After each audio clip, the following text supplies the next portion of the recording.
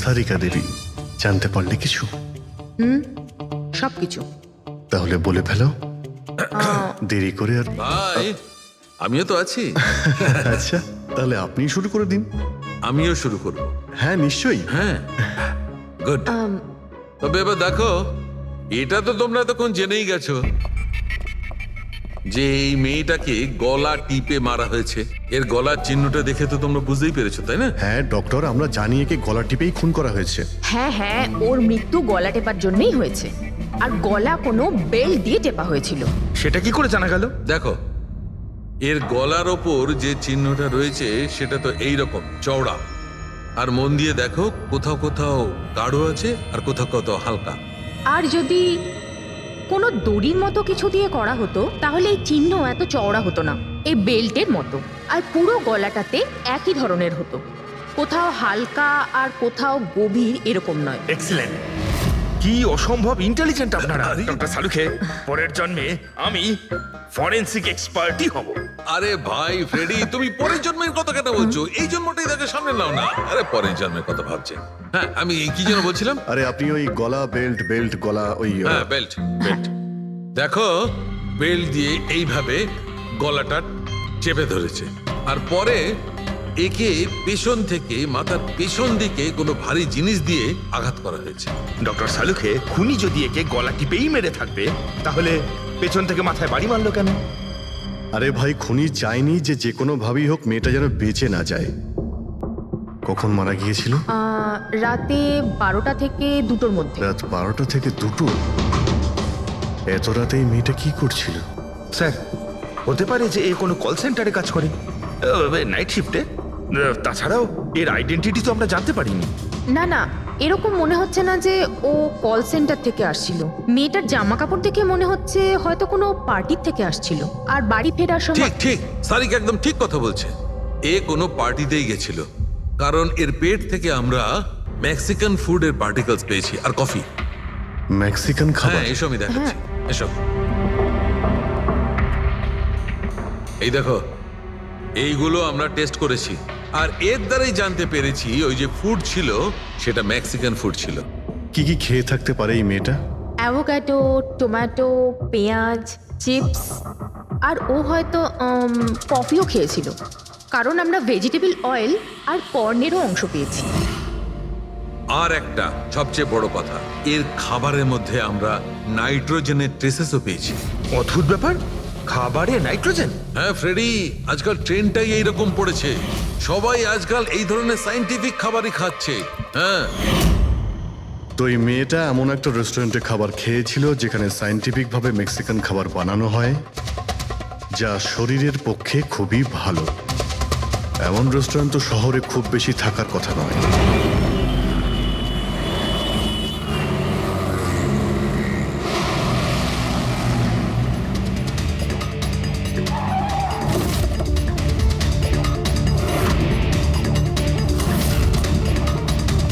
মনে হচ্ছে নিশ্চয়ই এখানে কোনো ক্লু পাওয়া যাবে।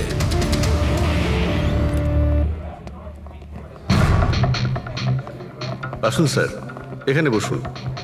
আচ্ছা, আপনি এটা বলুন তো যে এই মেয়েটা আপনাদের এখানে খাবার খেতে এসেছিল? আপনারা আসলে কে? সিআইডি। এখন আর কোনো কথা নয়, শুধুমাত্র ঠিকঠাক জবাব দাও। হ্যাঁ স্যার, কাল রাতেও এখানে এসেছিল, কিন্তু স্যার সিআইডি ওকে কেন খুঁজছে? একে আমরা খুঁজছি না, এর খনিকে খুঁজছি। খুন হয়ে গেছে বেচারি। একটা কথা বলুন, এই মেয়েটা কি একা এসেছিল নাকি অন্য কেউ সঙ্গে ছিল? স্যার এসছিল তো একাই, কিন্তু ও কথা বলেছিল অনেকের সঙ্গে। একা এসেছিল তো অনেক লোকের সাথে কথা হলো কিভাবে? আসলে আমাদের রেস্টুরেন্টে কালকে স্পিড ডেটিং নাইট ছিল। Speed dating? স্পিডে তো কার কিংবা বাইক চালানোর কথা শুনেছিলাম স্যার, কিন্তু স্পিড ডেটিং এটা কি ধরনের জিনিস? স্যার স্পিড ডেটিং ইয়াং জেনারেশনের কাছে এখন খুব পপুলার স্যার। বেসিক্যালি ছেলে বা মেয়ের মিটিংয়ের জন্য একটা প্ল্যাটফর্ম তৈরি করা হয়, যাতে ওরা নিজেদের জীবনসাথী বেছে নিতে পারে। মানে যেভাবে ইন্টারনেট থেকে যোগাযোগ হয়, তাই তো? হ্যাঁ স্যার, অনেকটা সেরকমই, তবে ফোকাসটা বিয়ের ওপর নয়, ডেটিংয়ের ওপর হয়, যাতে ছেলেমেয়েরা নিজেদের চিন্তাভাবনা শেয়ার করতে পারে আর যাকে পছন্দ হবে তাকে জীবনসঙ্গী করতে পারে। মানে যে কেউ যে কোনো লোকের সঙ্গে কথা বলতে পারে, আলাপ করতে পারে আপনাদের এই স্পিড ডেটিং এর মাধ্যমে? হ্যাঁ স্যার, প্রত্যেকটা মেয়ে আলাদা আলাদা টেবিলে বসে, আর ছেলেদের কাছে 5 মিনিট সময় থাকে তাদের সঙ্গে কথা বলার জন্য। মেয়েরা কথাবার্তার ভিত্তিতে তাদের লিস্ট থেকে 10-এর মধ্যে মার্কস দিতে থাকে ছেলেদের, আর ডেটিং এজেন্সি এই মার্কসের ভিত্তিতে ছেলে মেয়েদের জীবনসঙ্গী বেছে দেয়। আচ্ছা, কতজন এসেছিল এই আপনাদের স্পিড ডেটিং এ? স্যার 10টা ছেলে আর 10টা মেয়ে ছিল। খুব ভালো ইভেন্ট হয়েছিল স্যার।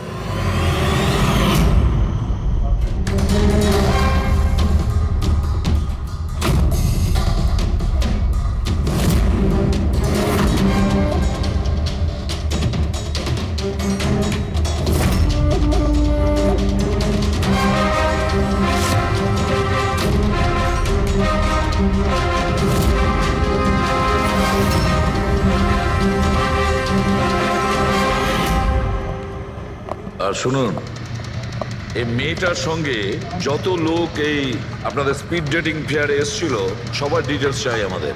রাইট স্যার, আসুন।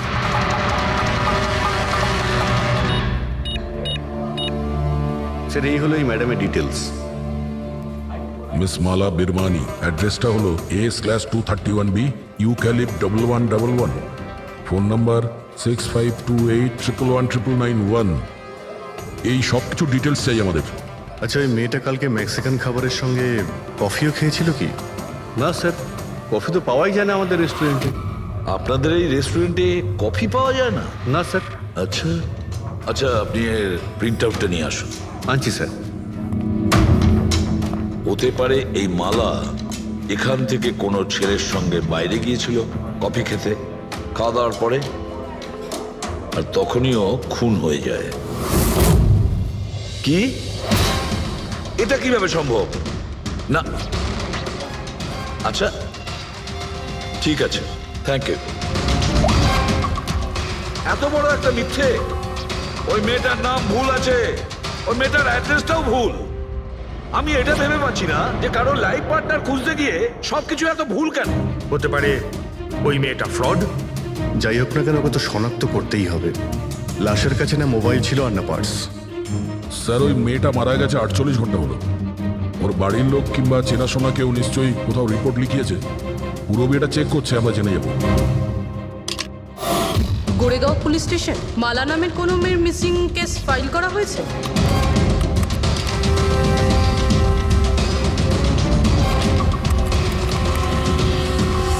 আচ্ছা, গ্রেট, থ্যাঙ্কস। আপনি আমাকে কমপ্লেনের ফাইল পাঠাতে পারবেন? আর হ্যাঁ, প্লিজ আপনি ওর পরিবারকে কিছু জানাবেন না। স্যার, হ্যাঁ, স্যার এই মেয়েটার আসল নাম মালিনী, আর মরুর এলাকাতে ওর মিসিং কমপ্লেন ফাইল হয়েছিল। মিসিং কমপ্লেন ওর স্বামী আর শ্বশুর শাশুড়ি করেছে স্যার। কি? একজন বিবাহিত মহিলা, সে স্পিড ডেটিংয়ে? সেটাই তো।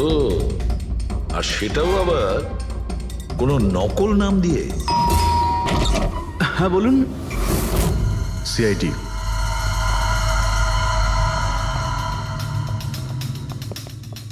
এই দেখুন স্যার, বিয়ের এত বড় একটা ছবি টাঙিয়ে রেখেছে, আর মালিনী। যদি আমি এরকম করতাম, আমার বউ আমাকে বাড়ি থেকে বের করে দিত। স্যার, কিছু জানতে পেরেছেন? মালিনী কোথায়? আই এম সরি, কিন্তু একটা খারাপ খবর আছে। খারাপ খবর? মানে মালিনীর অ্যাক্সিডেন্ট হয়েছে? কোথায় ও? কোন হসপিটালে রয়েছে? কেউ আপনার স্ত্রীকে খুন করেছেন। হ্যাঁ, খুন? কিন্তু কে করেছে স্যার? দেখুন, এখন যে কথাটা আপনাদের বলতে যাচ্ছি সেটা শুনে হয়তো আপনারা আরো কষ্ট পাবেন।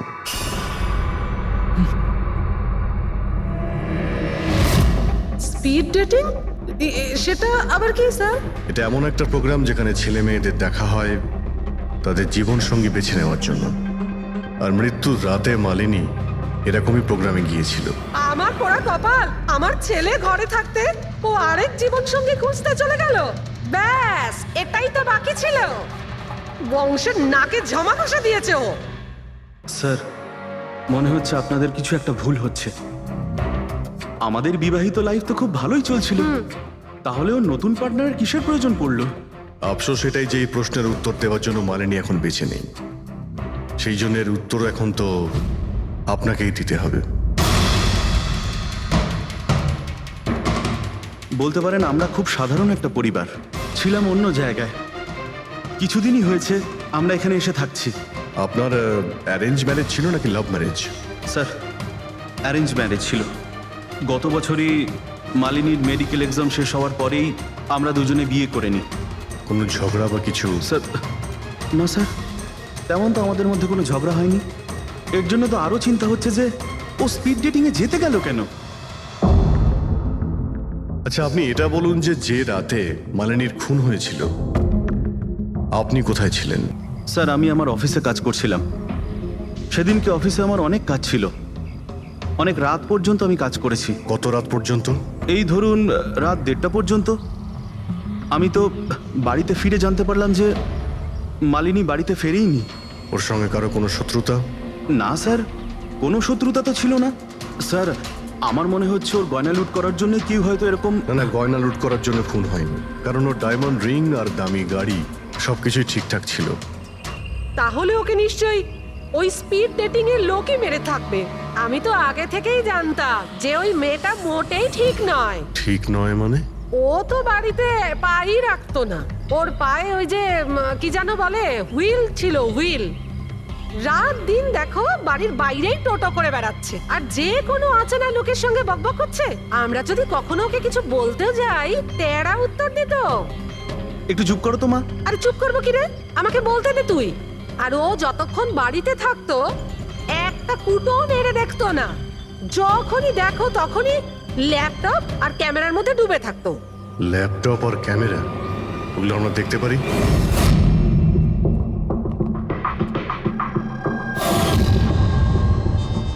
স্যার, এই হলো ওর ল্যাপটপ।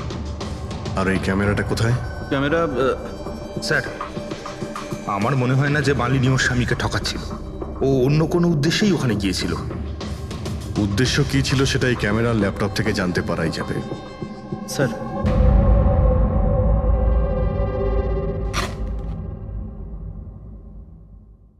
ক্যামেরা কোথায়? ব্যাগ তো খালি। স্যার, ও তো ক্যামেরা এর মধ্যেই রাখতো, জানি না কোথায় আছে ওটা। এমনটা নয় তো মালিনীর পার্টস আর মোবাইলের সঙ্গে খুনি ক্যামেরাটাও নিয়ে চলে গেছে?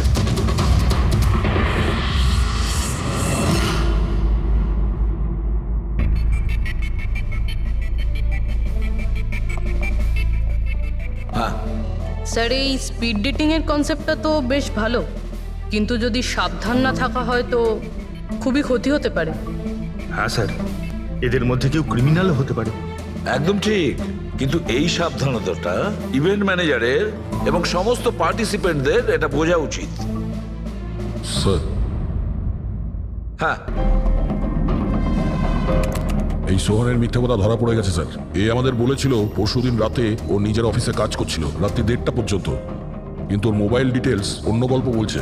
ওর অফিস আন্ধেরিতে আর এই দাদা বান্দ্রাতে ছিল রাত 11:30 থেকে 12:30 অবধি, সেই রেস্টুরেন্টের কাছে যেখানে মালিনী গিয়েছিল স্পিড ডেটিং এর জন্য। এখনই ওকে ডেকে পাঠাও।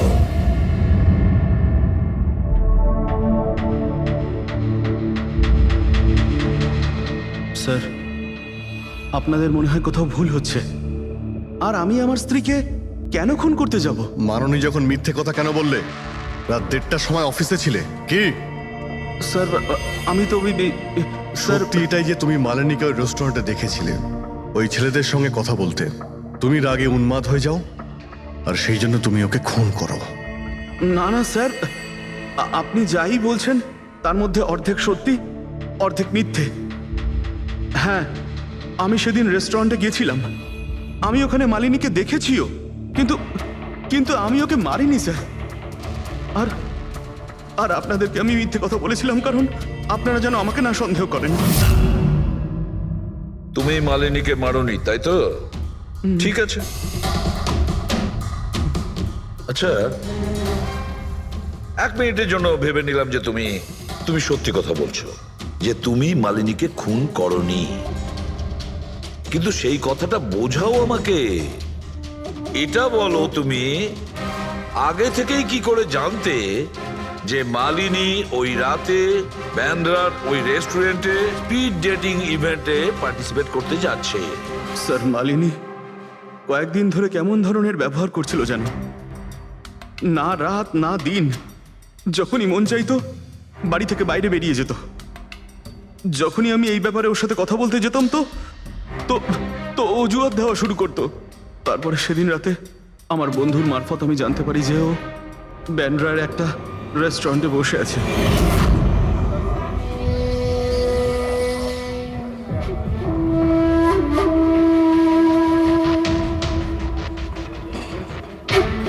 নিজের স্ত্রীকে স্পিড ডেটিং এ দেখে আমার মনটা একেবারে ভেঙে যায় স্যার। আমার মনে হয়েছিল যে আমার ভালোবাসায় কি কোনো খামতি রয়েছে, কিন্তু আমি ওই মুহূর্তে ওই রেস্টুরেন্টে ওর সাথে ঝগড়া করিনি।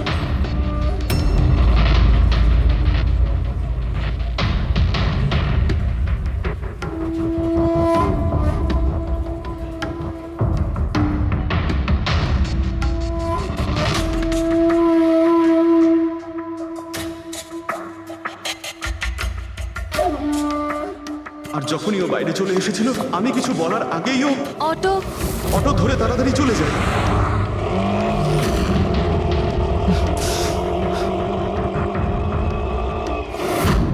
স্যার আমি সত্যি কথা বলছি, আমার উদ্দেশ্যটা শুধু ওর সাথে কথা বলাই ছিল, ওকে একেবারেই প্রাণে মারতে নয়। আফসোস যে মালিনীর সাথে আমি শেষ কথা বলতে পারলাম না। এখন এই রহস্য সারা জীবন রহস্য হয়েই থেকে যাবে যে ও আমার সাথে প্রতারণা করলো কেন। ও তোমার সঙ্গে প্রতারণা কেন করলো? ঠিক আছে,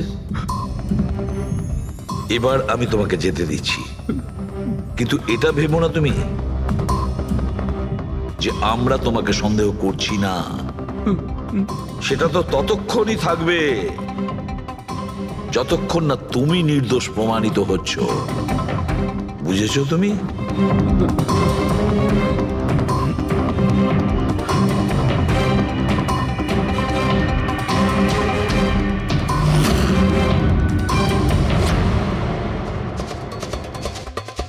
স্যার এই যদি না হয় তাহলে সন্দেহ ওদের দিকেই যাচ্ছে যারা মালিনীর সঙ্গে ওই দিন রাতে ছিল। রবি, কিছু জানতে পারলে? স্যার ওই দিন রাত্রে মালিনী 6 জন লোকের সাথে কথা বলেছিল। সুনীল, আরজে, হেমন্ত, গৌরব, ময়ূর আর প্রতীশ। একটা কাজ করি আমরা, ওই 6 জনকে রেস্টুরেন্টে ডাকো, ভালো করে জিজ্ঞাসাবাদ করতে হবে। খুনি নিশ্চয়ই এদেরই মধ্যে কেউ হবে। স্যার এই কেসটা তাড়াতাড়ি সলভ করুন না, আমাদের রেস্টুরেন্টের খুব বদনাম হচ্ছে। একটা নিরীহ মেয়ে খুন হয়েছে, হ্যাঁ, আর তুমি তোমার রেস্টুরেন্টের নাম নিয়ে পড়ে আছো। শুধু নিজের ব্যাপারে তুমি ভাবছো, একটু সমাজের ব্যাপারেও ভেবে দেখো। হ্যাঁ স্যার, হ্যাঁ, স্যার সবাইকে আধ ঘন্টার গ্যাপে গ্যাপে ডেকেছি। ঠিক আছে, গুড। একটা কথা ঠিক করে বলো, যখন এখানে ইভেন্ট চলছিল তখন তুমি এখানেই ছিলে তো? হ্যাঁ স্যার। তাহলে যদি এদের মধ্যে কেউ আমাদের কাছে মিথ্যে কথা বলে, কোনো কিছু লুকোনোর চেষ্টা করে, তাহলে সঙ্গে সঙ্গে আমাদের বলে দেবে, কেমন? ঠিক আছে স্যার। স্যার মেয়েটা সুন্দরী ছিল, কিন্তু ততটাই বোরিং। ওর প্রতিটা কথা আমার মাথার ওপর থেকে বাউন্স করে চলে গেছে। স্যার ও তো আমার সাথে বেশি কথাও বলেনি। হতে পারে যে আমাকে দেখে ও লজ্জা পেয়েছিল, বা আমাকে ওর আদৌ পছন্দ হয়নি। স্যার ও আমার সঙ্গে ছিল আবার ছিলও না। ছিল অথচ ছিল না মানে? স্যার অ্যাকচুয়ালি ও কথা তো আমার সঙ্গেই বলছিল, কিন্তু ওর মন অন্যদিকে ছিল, বারবার অন্য কাউকে দেখছিল। স্যার আমার মনে হয় ও আমার এবং আপনাদের সবার সময় নষ্ট করছে। ওর লাইফ পার্টনার বেছে নেওয়ায় কোনো ইন্টারেস্টই ছিল না স্যার। তার থেকেও বড় কথা স্যার, ওর মন অন্য কোথাওই ছিল। স্যার আমার তো ওকে খুবই পছন্দ হয়েছিল, কিন্তু মনে হয় ওর আমাকে পছন্দ হয়নি। ওর মনে হয় আরেকজনকে পছন্দ হয়েছিল, যার সাথে ও খুব হেসে হেসে কথা বলছিল। সে কে? গৌরব। হ্যাঁ স্যার, আমাদের টিউনিং তো খুব ভালো সেট হয়েছিল।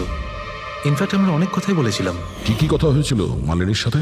জেনারেল কথাবার্তা sir, favourite hobbies, favourite movies, favourite colour, এইসব।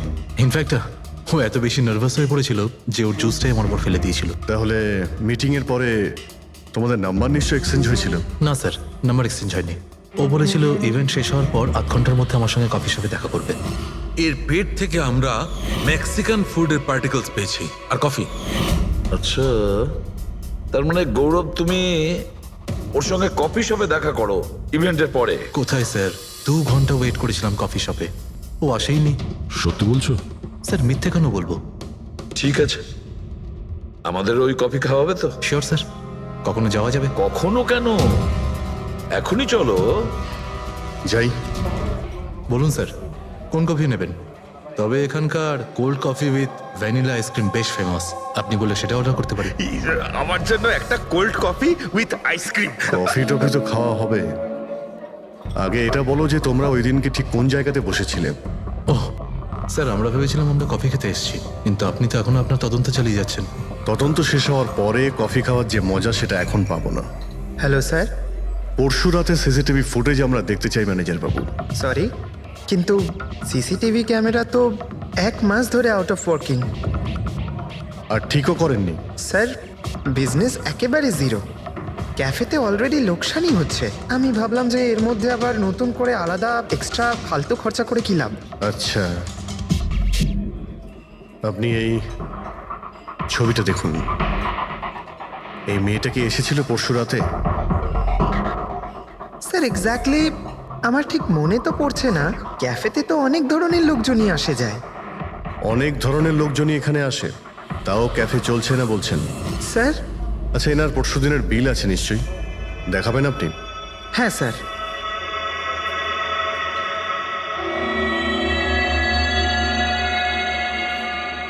স্যার এই যে বিল, 27 তারিখ রাতের 11টা বেজে 4 মিনিটের বিল এটা। 1 মোকা কফি আর একটা ক্যাফেচিনো কফি। তুমি তো বললে তুমি একা ছিলে, তাহলে এই দুটো কফি কিসের জন্য? স্যার আমি তো ওর জন্য কফি অর্ডার দিয়েছিলাম, ও না আসলে আমি কি করব? আমি অনেকক্ষণ ওর জন্য অপেক্ষা করেছিলাম।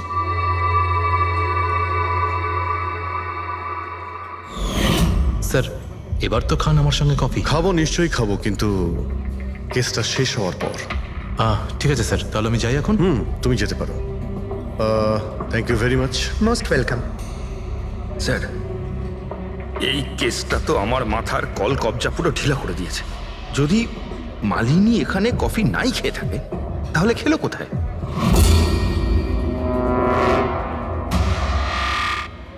ওই গৌরবী আবার মালিনীকে মেরে ফেলেনি তো?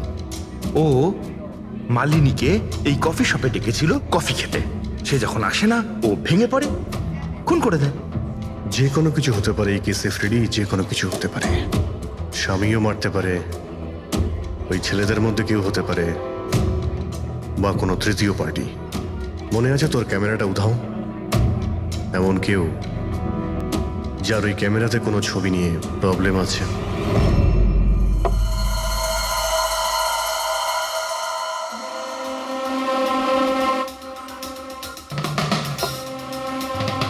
যদি মালিনীর ক্যামেরাটা উধাও হয়ে যায়, তাহলে মালিনী নিশ্চয়ই এমন কোনো ছবি তুলেছিল যেটাতে কারোর না কারোর রাতের ঘুম কেড়ে নিয়েছিল। স্যার, ক্যামেরা দিয়ে ছবি তোলার পরে বেশিরভাগ লোকেরা যে ল্যাপটপে সেগুলো সেভ করে রাখেন। স্যার ল্যাপটপে তো কোনোই ছবি নেই। হতে পারে ও ইন্টারনেটে কোথাও সেভ করেছে, নিজের ইমেল অ্যাকাউন্টে কিংবা কোনো পার্সোনাল ওয়েবসাইটে। তার মানে স্যার, আজকাল ক্যামেরা থেকে ডাইরেক্ট ফটো অনলাইনে সেভ হয়ে যায়। হ্যাঁ ফেডরিক, হতে পারে ইন্টারনেটের মাধ্যমে। ও গ্রেট। পাওয়া গেছে? হ্যাঁ স্যার। স্যার ফটোর ওয়েবসাইট আর তার পাসওয়ার্ড পেয়ে গিয়েছি, এই দেখুন। ওয়েল, দেখাও তো একটু। স্যার এই ক্যামেরা থেকে ভিডিও ফুটেজ বানানো হয়েছিল ওর মারা যাওয়ার কিছুক্ষণ আগে।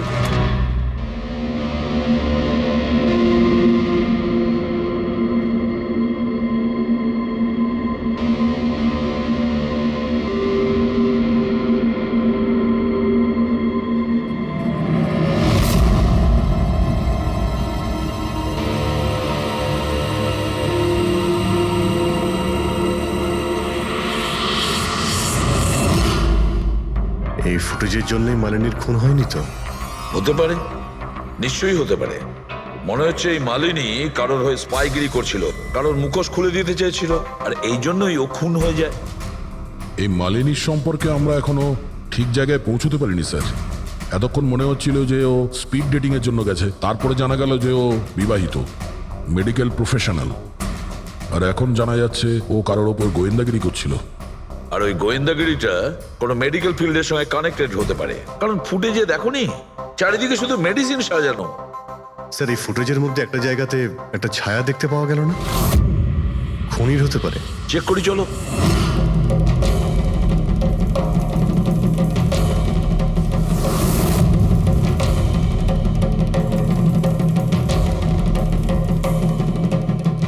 এর মধ্যে যে ডেটগুলো দেখতে পাচ্ছি এ তো এক্সপায়ার হয়ে গেছে। ওষুধগুলোর সঙ্গে অ্যাসিটনও রেখেছে। অ্যাসিটোন?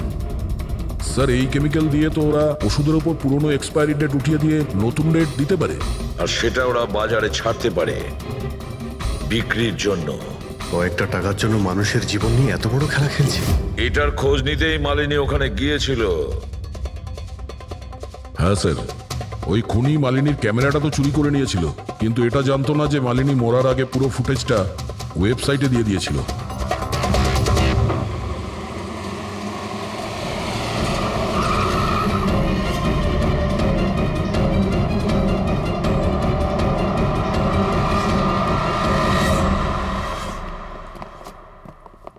স্যার, আপনারা কাকে খুঁজছেন?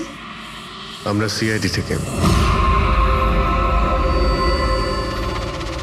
স্যার, এ তো আমাদের কোম্পানির ডিব্বা। ওটা তো আমরাও দেখতে পাচ্ছি, কিন্তু কি চলছে এই গোডাউনে? পুরনো ওষুধকে নতুন বানানোর ধান্দা চলছে? হ্যাঁ না স্যার, আমাদের এখানে কোনো বেআইনি কাজ হয় না। বরং আমি এটা বুঝতে পারছি না যে এই জায়গাটা কোথায়। আচ্ছা, এটা তোমাদের গোডাউন নয়? স্যার, এটা তো আমাদের কোম্পানির গোডাউন নয়। ইনফ্যাক্ট আমাদের কোম্পানির গোডাউন এই বিল্ডিং এর নিচেই আছে। আপনারা চাইলে চেক করতে পারেন। নিশ্চয় স্যার, আমাদের কোম্পানির নাম ভাঙিয়ে কেউ বেআইনি কাজ করছে। কিন্তু আপনাদের কোম্পানিতে যে পুরনো ওষুধ, ওগুলো কি করেন আপনারা? স্যার, একটা কোম্পানিকে আমরা কন্ট্রাক্ট দিয়েছি আমাদের কোম্পানির সব পুরনো মেডিসিনগুলোকে ডিস্ট্রয় করার জন্য। আমাদের কাছে রেকর্ডও আছে, আপনি চাইলে দেখতে পারেন। এক মিনিট।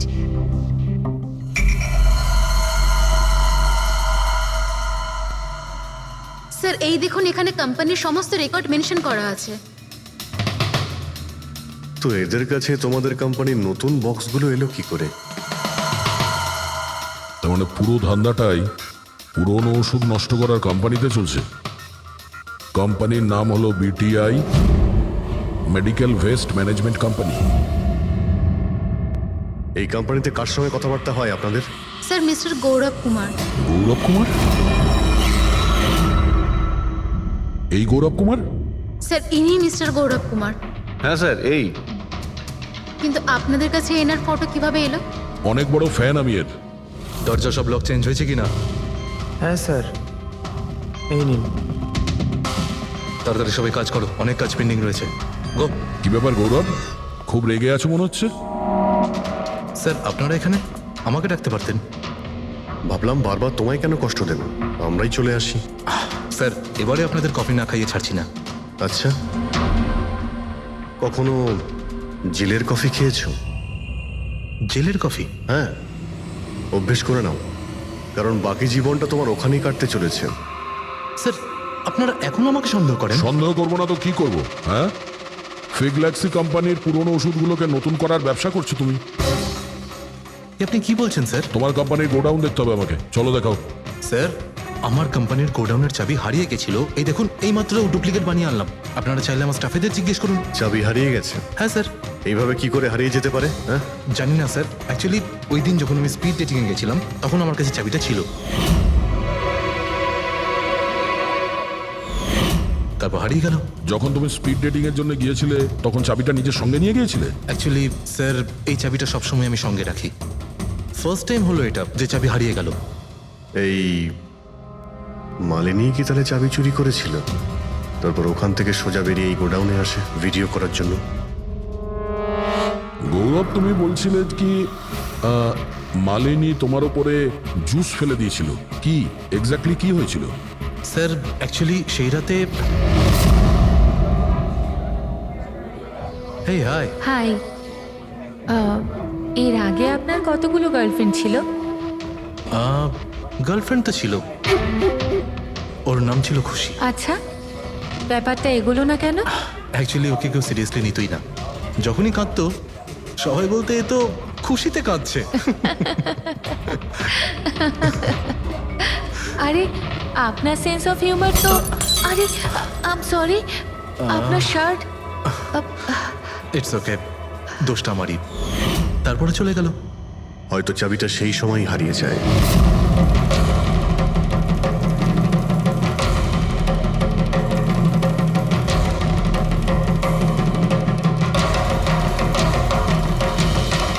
মালিনী চাবি চুরি করেছিল? হ্যাঁ, এখানে এসে তোমার বিরুদ্ধেও প্রমাণ জোগাড় করেছিল, সেই জন্য তুমি ওকে মেরে দিয়েছো। স্যার এসব মিথ্যে।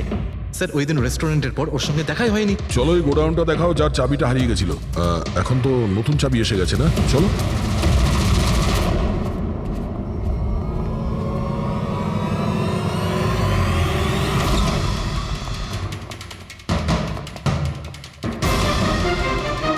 স্যার, এটা তো সেই জায়গাটাই যার ফুটেজ মালিনী শুট করেছিল।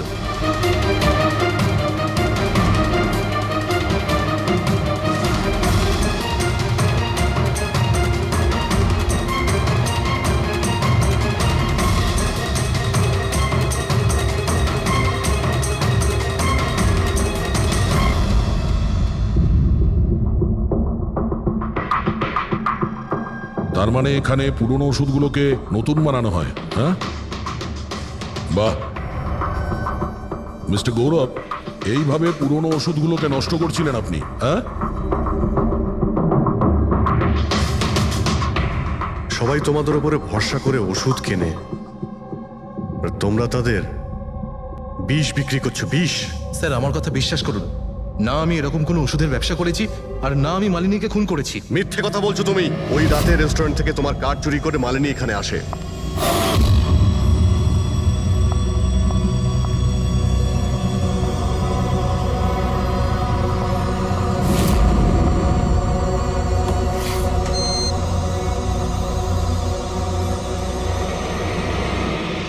ও এখানে সেই ফুটেজ শুট করে।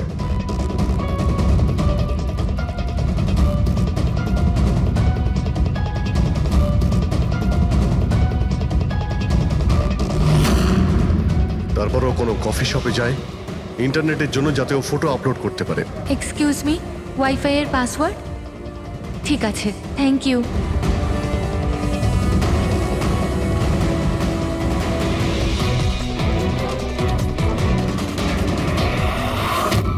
আর যেই ও কফি শপ থেকে বাইরে বেরিয়েছিল তুমি ওকে ফলো করেছো, আর যেই সুযোগ পেয়েছো অমনি ওকে মেরে দিয়েছো, হ্যাঁ? আর ওর লাশটাকে সমুদ্রে ফেলে দিয়েছো। স্যার সেই রাতে আমি গোডাউনে আসিনি। আমার কথায় বিশ্বাস নেই তো? ঠিক আছে, ওয়াচম্যানকে জিজ্ঞেস করুন। ওই ফুটেজে একটা ছায়া দেখতে পেয়েছি, কে ছিল সে? স্যার আমি কি করে জানবো সে কে ছিল? আচ্ছা, এক্ষুনি জেনে যাবো, চলো।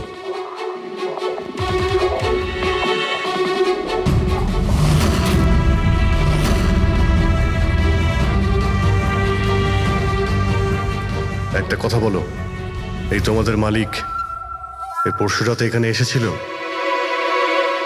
তোমাদের মালিক এই পরশু রাতে এখানে এসেছিল?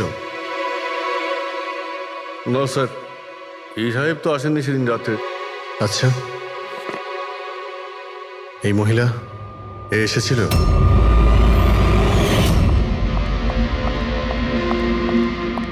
আরে ম্যাডাম, কে আপনি? আর এখানে এই সময় কি করছেন আপনি? আসলে আমি হ্যাঁ? না ভুল অ্যাড্রেসে চলে এসেছি, সরি আরে সরি। আরে শুনুন, আরে হয়তো ওই ছায়াটা এরই ছিল। আর কেউ এসেছিল এই মহিলা ছাড়া? না স্যার, আর কেউ আসেনি সেদিন রাতে। দেখলেন স্যার, আমি বলেছিলাম না আপনাদের আমার কোনো দোষ নেই। আপনারা খামোখা প্রথম দিন থেকে আমার পিছনে হাত ধুয়ে পড়ে আছেন। তোমার পেছনে পড়বো না তো কি করব, হ্যাঁ? এই নকল ওষুধের কালোবাজারি তোমার তদারকিতে হচ্ছে এখানে। স্যার আমি এসব করি না। আমার কাজ হলো ফার্মাসিউটিক্যাল কোম্পানির সঙ্গে কন্ট্যাক্ট করা, যাতে ওরা এসে পুরনো ওষুধ নিয়ে যায়। ইনফ্যাক্ট আমি তো রেগুলার অফিসেও আসি না। আচ্ছা, রেগুলার বেসিসে এই গোডাউনে নজর কে রাখে? তোমার কোনো এমপ্লয়ি তো আছে এখানে? হ্যাঁ স্যার, প্রতীশ, ও এখানকার অপারেশন ম্যানেজার। প্রতীশ? আচ্ছা, ওই ডেটিং এর ইভেন্টে প্রতীশের সঙ্গে কথা হয়েছিল, ও ছিল না ওখানে? হ্যাঁ স্যার।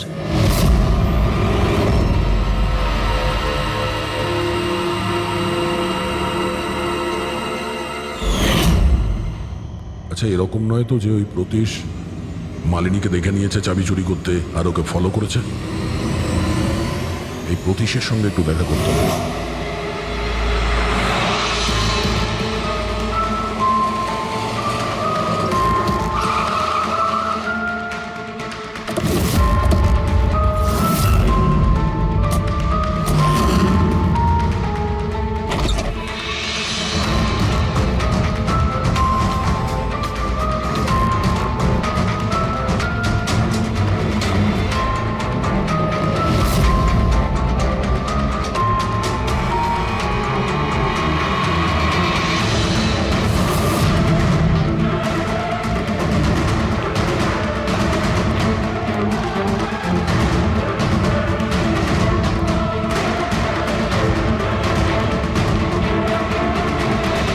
স্যার, এই ভাঙা মোবাইল, ক্যামেরা আর পার্সটা পেলাম। স্যার, স্যার ওখান থেকে পালাচ্ছে।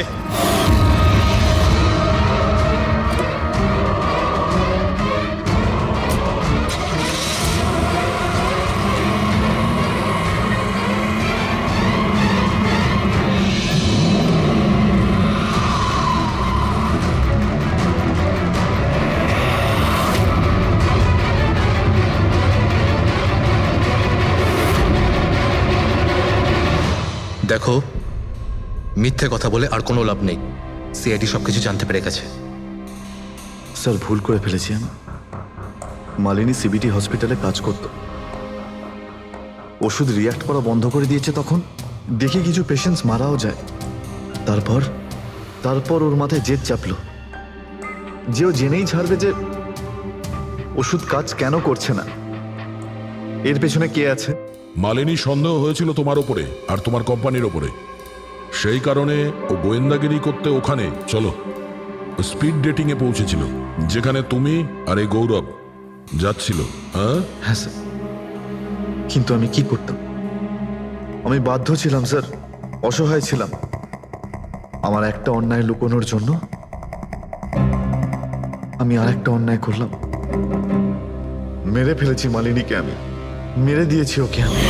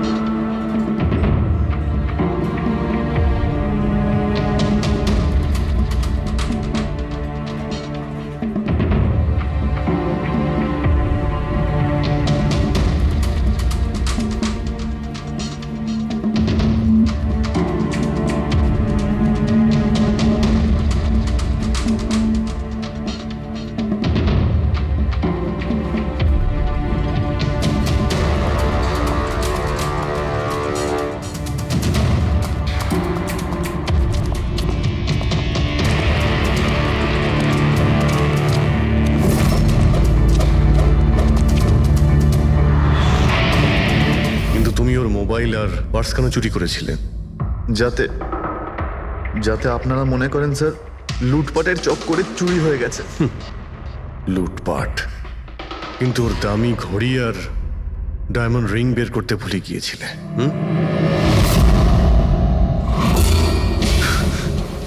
তুই আমার স্ত্রীকে খুন করেছিস, আজ তোকেই আমি মেরে ফেলে দেবো। ছাড়বই না আমি তোকে কিছুতে। ওকে শাস্তি আইন দেবে।